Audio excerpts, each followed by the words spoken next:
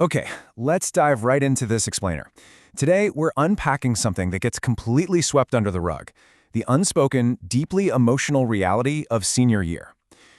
Society just assumes this final year is an easy victory lap, right? But the lived experience? It's entirely different. Nobody actually prepares you for what happens when the overwhelming pressure of your future suddenly collides with the bone-deep exhaustion of your present. So we're going to break it all down today, cut through the noise, and look at what's really going on behind the scenes during these final months of school. We've all bought into this pervasive cultural myth that senior year is purely about wrapping up classes, enjoying final countdowns, and, popping confetti with your friends. But the reality? It hits much more like an emotional storm. It isn't just about crossing arbitrary dates off a calendar and waiting to get handed a piece of paper. It's a turbulent period of massive, unavoidable transition. And honestly, pretending that everything's just one big celebration while totally ignoring that storm underneath, well, that just makes it so much harder to navigate when the waves actually hit. And a massive part of that storm is the sheer exhaustion. You'd naturally assume that seeing the finish line right there in front of you would make the load feel lighter, like you can just coast downhill to the very end. But the truth is, burnout actually compounds. It's exactly like running a marathon. Mile 25 is infinitely harder than mile 5, even though you are so close to the end. You're running on empty, your legs feel like lead, and you still have to hurdle over final exams, group projects, and daily responsibilities that absolutely refuse to hit pause just because you're tired. Because of that compounding weight, this bone-deep exhaustion you might be feeling right now is not a sign of failure.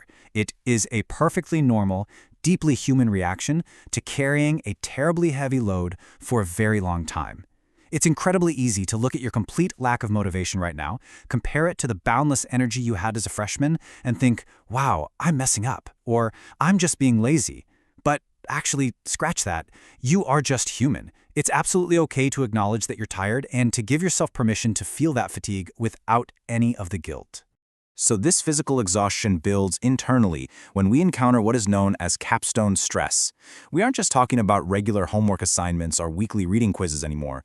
Theses, senior projects, final portfolios, these completely transform into massive identity-questioning hurdles. And why?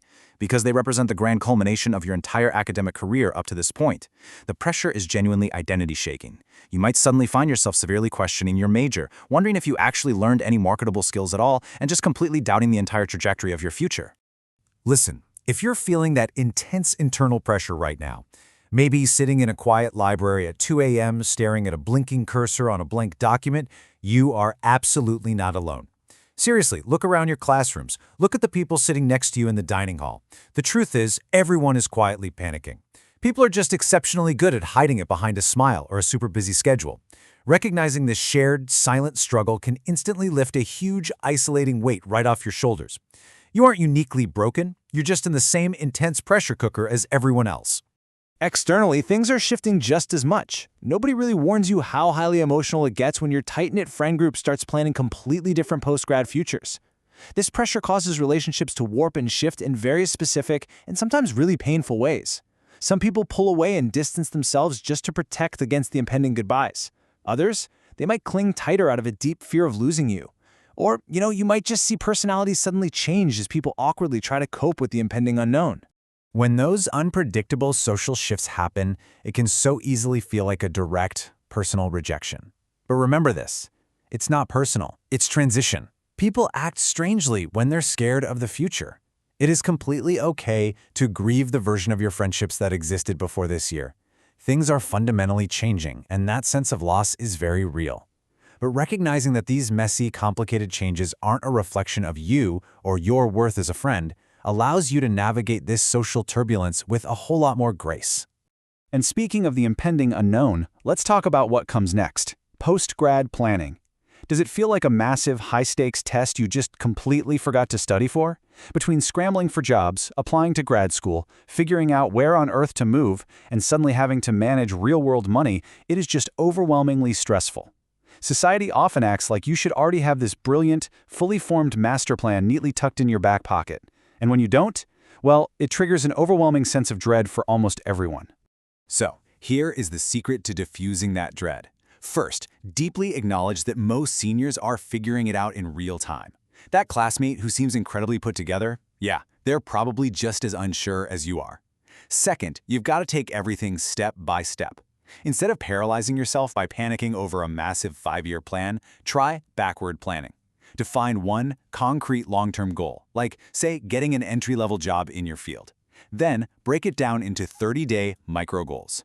Track those micro-goals. Maybe it's update resume, reach out to 3 alumni, or save $50.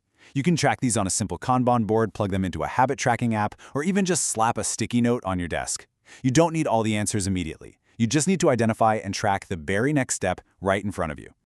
To do this successfully, we really need to let go of this specific cultural narrative. Senior year isn't a movie. In films, the protagonist graduates, every loose end is tied up neatly, the perfect dream job is waiting in the wings, and they walk off into a beautiful sunset. But in reality, you won't tie up every loose end. You won't have every existential question perfectly answered before you cross that stage to shake the dean's hand. Expecting your very real, messy life to follow a neat, cinematic script is honestly only going to set you up for exhaustion and disappointment. If there is one single thing you take away from this explainer, let it be this: breathe. You are doing significantly better than you think. This year is undeniably an emotional storm. It's a massive transition period, heavily filled with burnout, shifting relationships, and the daunting, heavy task of planning a future. But you do not have to carry all this stress alone.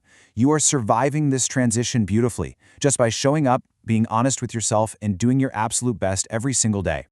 As we wrap up this explainer, I want to leave you with a final thought to chew on. Knowing that senior year isn't a movie, and knowing that you absolutely do not need a perfect, glossy ending, how will you keep moving forward, even imperfectly? Embrace your own honest, unscripted reality. Keep taking it step by step, sticky note by sticky note. Thanks so much for joining me on this deep dive, and remember to give yourself some serious grace as you navigate the finish line.